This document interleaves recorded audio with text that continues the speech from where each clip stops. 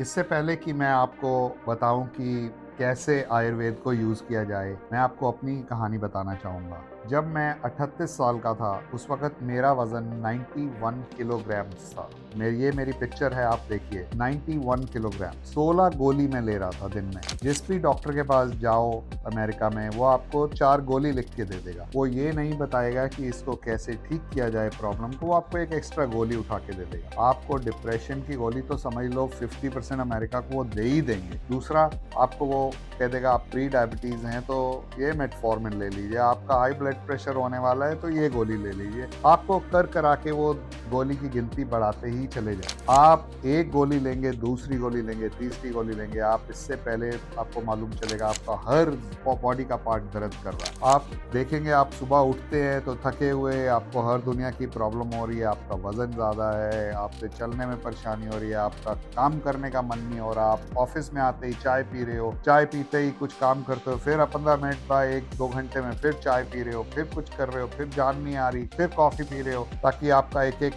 घंटा किसी तरीके बीते। ये मेरा हाल था। हर वक्त सर में दर्द, एडविल की गोली, टायरानोल की गोली, जिस भी डॉक्टर को दिखाओ वो और कुछ दवाई लिख के दे देता, मसल रिलैक्सेंट लिख के दे देता था, फ्लेक्सरिल, ये वो सब गोली लिख के दे देता था। बहुत परेशान हो गया। तो एक दिन मुझे अचानक ऐसा लगा कि जैसे मेरे चेस्ट में पेन हो रहा है। मेरी 38 साल की उम्र थी, तो मेरी सेक्रेटरी ने 911 कॉल किया। एकदम से एम्बुलेंस आई, एम्बुलेंस लेके गई सीधा अस्पताल। वहाँ पर अस्पताल में पहुंचे तो डॉक्टर ने सब चेकिंग राइट अवे करनी शुरू करी। सबसे पहले तो आपको बताऊं, इंडिया के अंदर मेरे कज़न को सिमिलर प्रॉब्लम हुई थी। उन्होंने जाते ही उसका एंजियोग्राम कर दिया, और एंजियोग्राम करते ही उसको बोला कि इस पे पास तो एंजियोप्लास्टी होगी, और उन्होंने एंजियोप्लास्टी कर दी, जो कि ज़रूरी भी नहीं थी, क्योंकि उन्होंने सिंपल एक टेस्ट है, ट्रिप्टोनिन लेवल टेस्ट, वो किया ही नहीं। ब्लड टेस्ट है। अगर आप वो ब्लड टेस्ट कराएं तो आपको मालूम चलेगा कि आपको एक्चुअल में हार्ट अटैक आ भी रहा है कि नहीं आ रहा। यहाँ पर कम से कम, क्योंकि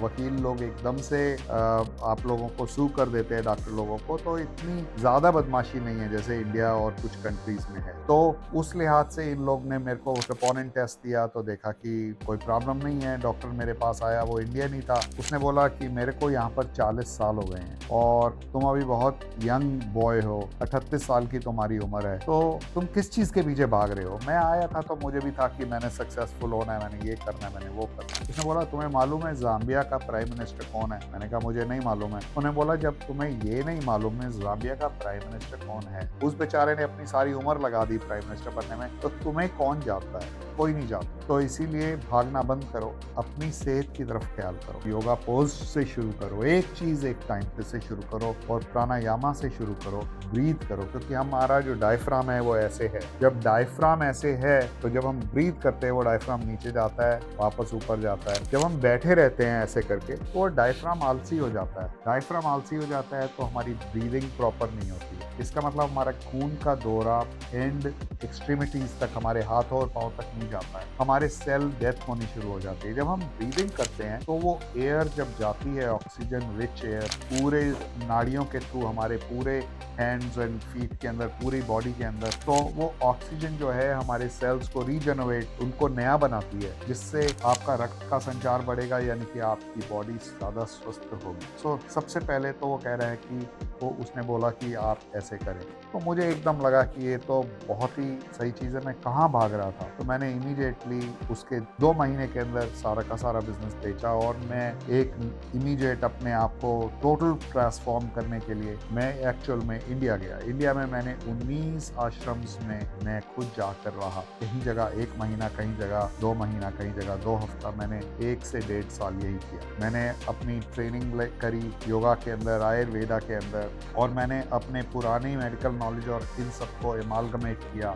और मैंने जाना कि बहुत सारी चीज़ें हैं। जब आप डॉक्टर के पास जाते हैं या डेंटिस्ट के पास जाते हैं तो उन लोग के पास टाइम नहीं है। आपको जाते ही वो देखते हैं दांत में कीड़ा है, सीधा ड्रिल किया, फिल किया, आपको आगे किया और बिल किया ड्रिल, फिल और बिल किया। मगर अगर आप एक्चुअल में समझें तो आपको अपनी सेहत का खुद सीईओ बनना है, आपको अपनी सेहत का गुरु खुद बनना है।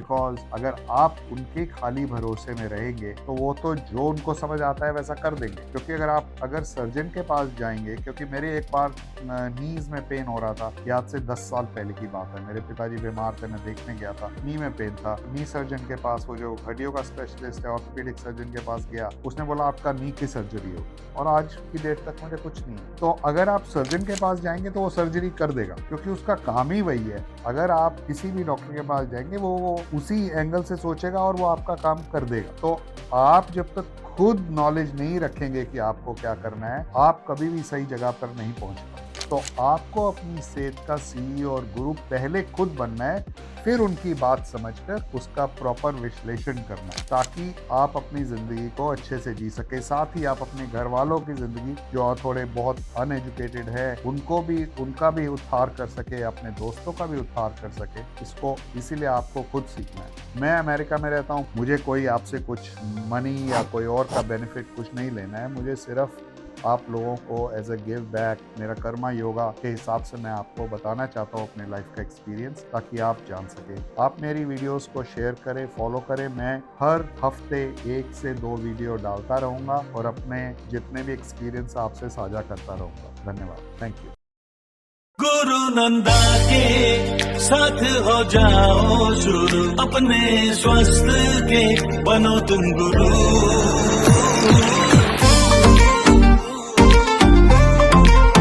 गुरु नंदा,